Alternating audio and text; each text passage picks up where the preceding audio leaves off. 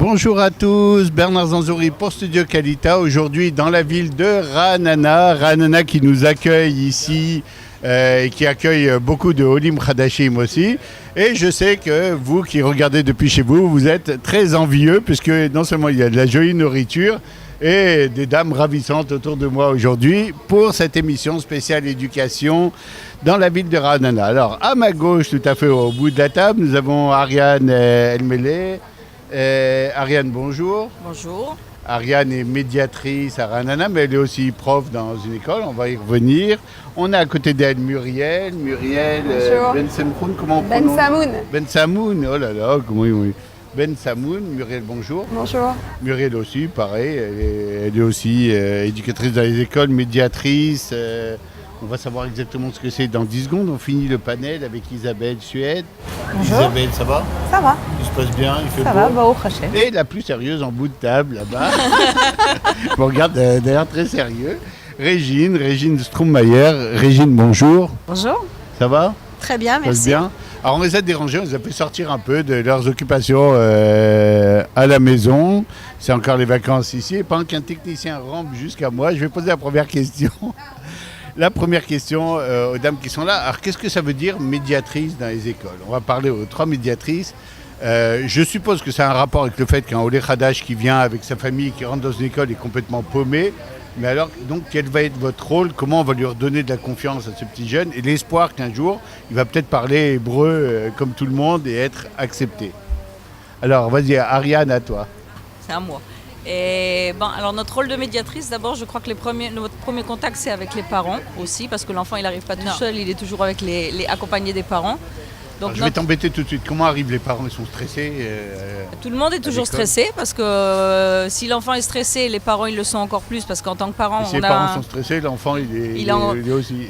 L'enfant, il ne sait pas toujours de quoi, ce qu'il attend, mais les parents, ils sont toujours plus stressés parce qu'ils ont plus les pieds sur terre qu'un enfant. L'enfant, il idéalise, des fois, il est venu en Israël toutes ces années précédemment en vacances, donc pour lui, c'est pas forcément de quoi on discute. Ouais, là, c'est un autre monde, là. C'est plus les vacances, non, mais plus les vacances c'est pour ça, donc là, on est dans le real time. Donc notre rôle, c'est d'essayer de leur expliquer premièrement aux parents ce qui va se passer, de quelle manière nous, on va être les interlocuteurs pour leur donner les informations dont ils ont besoin pour savoir comment fonctionne le système éducatif israélien, et puis de faire le suivi scolaire avec les enfants au jour le jour, de vérifier que ils ont un suivi pédagogique, ils s'intègrent. C'est sûr que c'est pas toujours évident, c'est sûr que les très bons élèves sont en général ceux qui se prennent le coup le plus dur. Parce que même en faisant beaucoup d'investissements personnels, ils n'arrivent jamais à être aussi bons que ce qu'ils étaient présents. Voilà, exactement. Les moins bons, qui n'avaient pas forcément l'habitude de travailler, bon, ils le vivent des fois un peu plus zainement. Ils le vivent mieux. Ils ont moins d'appréhension. On passe chez Muriel. Muriel,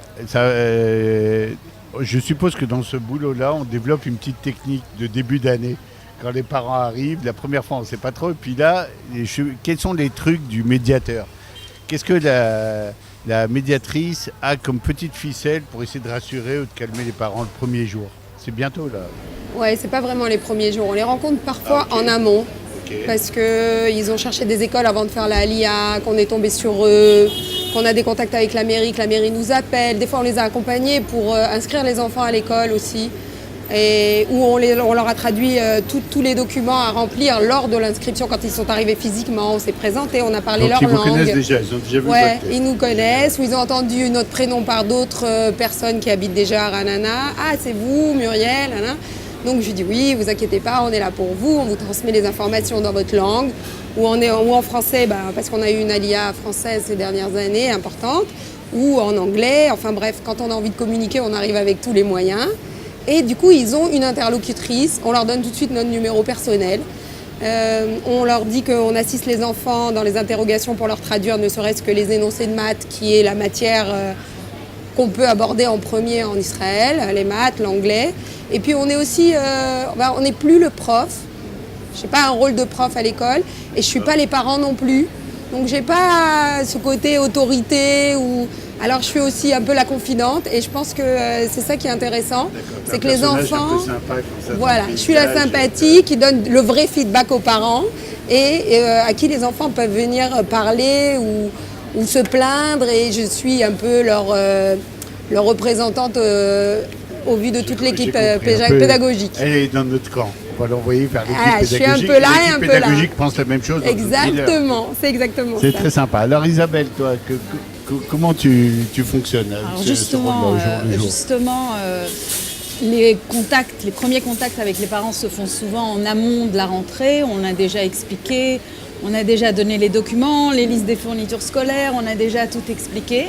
Et en fait, moi j'éprouve que le besoin est partagé entre les parents et l'équipe pédagogique à l'école. L'équipe pédagogique à l'école a autant besoin de nous que les parents, parce qu'ils sont souvent très volontaires de vouloir bien faire, d'aider les OLIM, de les intégrer, et souvent très démunis par le fait qu'ils ne trouvent pas un moyen de communiquer comme ils le souhaiteraient avec les parents. Et c'est là où on entre en jeu, en fait. Et on peut expliquer les attentes de l'école, les exigences de l'école, le bien vouloir de chacun à participer, et toutes les angoisses des parents qui sont rapportées pour pouvoir atténuer, calmer, essayer à ce que chaque enfant arrive à trouver sa place. Chaque enfant est différent, chaque enfant a des besoins différents, chaque famille a un profil différent, amène quelque chose d'autre. Donc vous allez vous adapter, donc on doit etc., s'adapter au cas profil. par cas, en fait. Il n'y a pas de formule magique. Et puis quand on n'arrive pas tellement à s'adapter et que c'est difficile, etc., on arrive chez Régine. Alors, chez Régine, qu'est-ce qui se passe? Qu'est-ce qu'une conseillère parentale?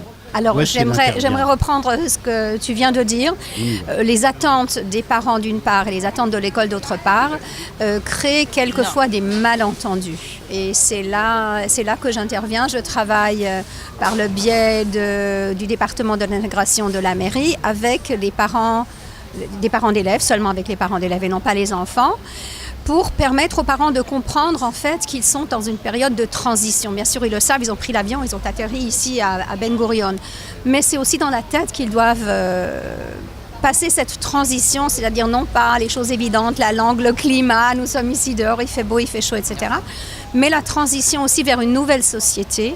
Et ce qui est normal pour tous les OLIM, peut-être plus particulièrement pour les OLIM de France, parce que la France les entoure et les enveloppe de façon extraordinaire. Le système social, le système d'éducation, etc. en France est bien différent du système israélien. Et on a bien sûr tendance à dire oui, mais en France. Et ma phrase clé, j'espère ne choquer personne, là les amis la connaissent, cette fameuse phrase, mais j'ai l'habitude de leur dire, écoutez, la France est morte. Je souhaite longue vie à la France. Mais je veux dire, les habitudes que nous avons tous laissées en France, et moi-même j'habite Ranana depuis 1984, donc pour moi l'Europe c'est très loin, mais il faut comprendre que tout ce qu'ils ont connu, les parents, n'existe plus et qu'il faut regarder de l'avant. Le grand message, c'est qu'il faut s'habituer au pays dans lequel tu viens de mettre les pieds et arrêter de penser que le pays va ressembler à la France. Non, Israël ne ressemblera pas à la France en fin de processus. On va en reparler tout de suite. Je vais repasser un tout petit peu chez Ariane. Ariane, il vient un parent chez toi, il vient te voir, il dit « Mais je ne comprends pas, pourquoi en Israël, ils laissent les enfants comme ça faire n'importe quoi ? Courir dans la classe, pourquoi ils ne veulent pas les tenir? Ils devraient les tenir un peu, fait quelque chose, va leur dire qu'ils attrapent un peu les élèves. Dans les classes, dans les écoles ou à l'extérieur, c'est-à-dire à quel moment? Dans les écoles surtout, moi je travaille aussi avec des ados et tout, et plein de fois les parents ils me disent mais pourquoi ils s'en occupent pas? Ils laissent les enfants dans la classe, chacun il fait ce qu'il veut, il va aux toilettes, il va à truc. En France, on les aurait bien cadrés, et là ça revient, comme l'a dit Régine, en France. Qu'est-ce que tu leur dis? Toi tu es un peu entre le marteau et l'enclume quelque part. On est toutes entre le marteau et l'enclume. Maintenant, c'est sûr que, comme a dit Régine très justement, la culture française, on a baigné dedans, on a été éduqué dedans. Je ne dirais pas que tout n'est pas bon, je dirais qu'il y a des très bonnes choses à garder sur la culture française. Les enfants français qui arrivent en général ont encore des bonnes techniques d'apprentissage et c'est très bien, ça peut leur servir pour après. Maintenant, c'est sûr que le système israélien il fonctionne totalement différemment. Il faut garder ce qui est bon dans la culture française et puis aussi se servir de la culture israélienne. Maintenant, le côté parois, le côté sauvage qu'on peut avoir, c'est vrai que des enfants qui sont habitués à avoir le calme et la mouche qui vole dans les classes, ce côté bruit de fond en permanence dans une classe, ça peut être difficile. Mais je veux dire, un enfant israélien, il est éduqué à réfléchir, à intervenir, à s'exprimer. Un enfant français, on lui a dit, le premier jour où il a posé une question, Kita Aleph, on lui a dit, tourne ta langue 7 fois dans la bouche, cette question, elle est idiote. Un enfant israélien qui va poser la question Kita Aleph, on lui a dit, Eze Gaon, Kol HaKavod, si tu n'avais pas été là, je veux dire, on cherche à encourager un enfant à s'exprimer, à s'épanouir, à sortir. Donc, ce qui fait que c'est vrai que dans les classes, les cours sont 10 fois plus interactifs et ça peut poser problème. Muriel, comment tu vas expliquer aux parents? Tu travailles avec des enfants de quel âge? Entre 12 et 15 ans. Ah, tu t'en sors bien parce que le ministère de l'Éducation est en train de supprimer les shiurim-bayit, les devoirs pour les petites classes. Comment on explique ça à des Français qui nous jurent de toutes les façons. Ah oui, c'est les plaintes éternelles des parents. Ils n'ont rien à faire à la maison. Ils n'ont rien à faire. Bon, d'abord parce que les parents, ils ne savent pas comment occuper leurs enfants toute l'après-midi. Alors ça embête un petit peu parce que ça nous dépannait bien en vrai en France. Vous les envoie pas, c'est les méga chouettes.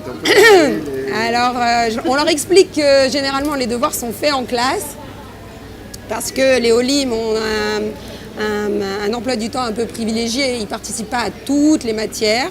Donc pendant les matières où ils ne sont pas obligés d'avoir des interros, etc., ils peuvent faire les devoirs des autres matières. Donc ça aide. Et puis je dis, il y a toujours des devoirs, on peut toujours lire un peu à la maison le soir, mais pensez à tout ce qu'ils peuvent faire d'autre que des devoirs, à s'épanouir. Alors là, Isabelle par exemple, là tu vas avoir le français qui veut dire, mais moi je veux aider pour les devoirs, mais je peux pas, je comprends rien. Alors comment tu leur réponds à ça? Oui, alors il y a plusieurs réponses à donner. C'est vrai qu'il comprend rien. Je vois que vous avez travaillé vos réponses classiques sur des types de questions. Non, mais c'est des questions. Tu fais seulement des... Ah oui, bonne question. Ouais, non, t'es plus en Kita Aleph, mais bon. Non, mais bon, c'est vrai que le parent peut difficilement s'asseoir à côté de l'enfant comme il le faisait à Paris pour lui dire le passé composé ou le futur. Mais par contre, il peut s'assurer que l'enfant le fasse ses devoirs. Une des choses, par exemple, qu'on a mis en place à l'école, c'est que les parents font partie d'un groupe WhatsApp et ils reçoivent les devoirs qui sont donnés parce qu'il y a des devoirs. C'est faux de dire qu'il n'y a pas de devoirs. C'est vrai que beaucoup de fois, c'est fait à l'école. Ils sont aidés, ils ont des heures d'aide supplémentaires parce qu'on est conscient que les parents ne pourront pas aider, mais comme ça, avec des groupes, ils sont conscients des devoirs qui existent. Et puis, un des problèmes qu'ont les parents quand ils arrivent, c'est qu'ils se retranchent derrière « mais je ne peux pas aider ». Et ils oublient en fait qu'on peut juste s'assurer que ça soit fait, donner un cadre dans lequel c'est fait, sans parler des heures de cours particuliers, mais s'assurer que l'enfant s'installe, voir qu'il a tout son matériel pour arriver à l'école et pas arriver avec un cartable triste, vide. Et tout ça, c'est des choses en fait, je comprends le parent au lait qui est un petit peu dépassé par tout ce qu'il vit. Il vit sa propre intégration à lui, ses propres difficultés au niveau professionnel, au niveau de la langue, au niveau de la connaissance de la société qui est complètement différente. Et donc souvent, il se retranche derrière « mais je ne peux pas l'aider ».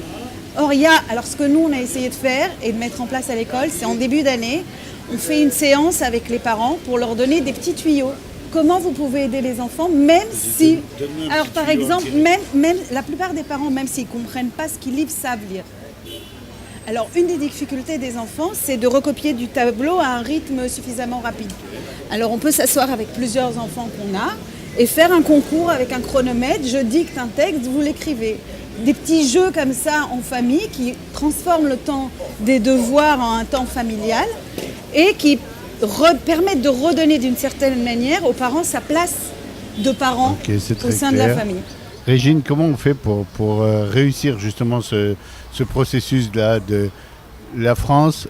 Tu n'iras plus, vous irez plus à l'école en France, c'est terminé, c'est une page à tourner. Comment on les aide à tourner cette page et à vraiment se dire, allez, il faut que je plonge dans la société israélienne, il n'y a pas le choix finalement. À un moment donné, on ne peut plus mettre le bout du pied dans l'eau, il faut plonger. Absolument, et c'est ça vraiment le grand défi. Et je dois dire que la ville de Ra'anana fait énormément d'efforts. Là, nous avons des exemples de ce qui se passe dans les écoles. Et mon rôle, en fait, c'est d'expliquer aux parents, donc comme je le disais, ce n'est pas les enfants, moi je travaille avec les parents, que d'abord, de faire le choix et de décider, je quitte la France, ou la Suisse, ou la Belgique, mais en général, ce sont quand même des francophones venus de France, pour m'élever. Aliyah, en fait, c'est aussi s'élever. Donc s'élever, c'est vrai, c'est difficile, mais j'ai fait le bon choix. Donc premièrement, les calmer, vous avez fait le bon choix. Et ensuite, de leur expliquer que le système scolaire en Israël, parce que nous revenons là au système scolaire, contrairement à la France, le rêve de toute maman juive, c'est que son fils soit, enfin nous le savons tous, polytechnicien, etc. Ici, non. Comme le disait Ariane tout à l'heure, la vision de l'éducation en Israël, non pas de l'éducation technique au jour le jour dans les classes, mais le but, la vision de l'homme ou de la femme qui sortira à 18 ans du système scolaire israélien, c'est d'un être humain beaucoup plus complet. C'est pour ça que l'école se terminant en début d'après-midi, dans la majorité des cas, essaye quand même de pousser les enfants vers les groupes de jeunesse, par exemple, et à des activités autres qui développent la personnalité de l'enfant. Beaucoup d'accent ici est mis sur le développement de la personnalité, ce que les parents français ont du mal à comprendre, parce qu'en France, c'est le contraire. C'est l'individualisme. Ici, il n'y a pas le premier de la classe, bien au contraire. Ici, dans le système israélien en général, l'accent est mis sur l'entraide. Ton petit copain assis à côté de toi, il est moins fort que toi, il est validé au lieu de dire voilà, moi j'ai eu 100. C'est le contraire. Donc les parents sont déboussolés. Alors mon travail, c'est d'essayer de leur montrer le positif de ce qu'eux vivent comme aspect très négatif en arrivant. Il nous reste 2 minutes, on va faire un petit exercice un peu compliqué. Vous avez passé les 4. Si vous deviez résumer en une phrase un petit conseil pour les parents Olim qui vont monter cette année, qu'est-ce que vous diriez? La première qui est prête, allez. Dafka, je vais me servir de ce que vient de dire Régine et je dirais aux parents que dans le système israélien, il y a ce qu'on appelle le chinour formali, c'est-à-dire les cours de maths, d'anglais, etc. et le chinour bilti formali. S'ils veulent avoir une éducation réussie, une alia réussie, il faut absolument qu'ils comprennent que c'est impératif d'encourager les enfants à participer à toutes ces activités, ces sabbatot, ces tiyulim qui sont donnés au sein de l'école. Parce que c'est le seul moyen de créer chez l'enfant un sentiment d'appartenance et d'identité qui est justement un enfant qui a perdu quelque chose et qu'il faut qu'il retrouve quelque chose. C'est cette ambivalence et c'est... C'est noté. Muriel, un petit conseil pour nos Olim? Aucune comparaison. Ne comparez rien. Ni le système scolaire, ni la vie que vous aviez. Franchement, ça évite bien des désagréments et des désillusions. Et celui qui ne compare pas, qui enlace Israël, Israël l'enlace. Oh, c'est joli ça. C'est joli, ouais. Quelque chose de beau, Isabelle. Attention, il va falloir faire. Ouais, non, ça va être difficile. Non, mais je pense que une des clés, en fait, c'est qu'en France, l'enfant, l'école, c'est sa vie. Jusqu'à 18 ans, c'est sa vie, c'est ce qui remplit ses journées, c'est ce qui, voilà, les parents ne sortent plus le dimanche parce qu'il y a les devoirs de la semaine à faire. L'école, c'est sa vie. En Israël, l'école fait partie de sa vie. Il a toute sa vie à construire. Il y a plein d'autres choses dans lesquelles il faut s'épanouir. Il y a plein d'autres espaces dans lesquels chaque enfant va se construire. Le système israélien pousse à l'autonomie. Et il faut saisir cette opportunité parce que ça crée des êtres beaucoup plus sûrs d'eux-mêmes. Merci Isabelle. Régine, le mot de la fin. C'est difficile après tous ces mots de la fin extraordinaires. Là, d'abord, je souscris à tout ce qui vient d'être dit et j'aimerais tout simplement ajouter, effectivement, c'est le bon choix. Enfin, je me fatigue à toujours dire c'est le bon choix. C'est vrai, c'est un choix difficile. C'est un choix qui demande beaucoup de force pour assumer, mais c'est le bon choix. Il faut laisser la chance à Israël aussi. Ne pas se décourager très facilement. Le monde est différent ici. Ça vaut la peine. Je dirais vraiment ça vaut la peine. Je suis d'accord avec vous 4. C'est différent, mais c'est un pays extraordinaire. Donnez-lui la chance. Effectivement, vous ne serez pas déçus. On va remercier le Café Papa qui nous reçoit aujourd'hui de façon fantastique. Toutes les personnes qui sont ici dans ce panel, qu'on aimerait revoir d'ailleurs dans Studio Kaïta pour des émissions plus larges, mais qui éclairent la ville de Ra'anana par l'éducation et par leur façon d'aider les jeunes Olim qui arrivent ici. Merci à vous toutes. Et remercier la ville de Ra'anana qui a fait beaucoup pour que cette journée ait lieu aujourd'hui. À très bientôt depuis le Café Papa de Ra'anana. Et moi je passe au croissant, vous pouvez passer à la suite des émissions. Au revoir.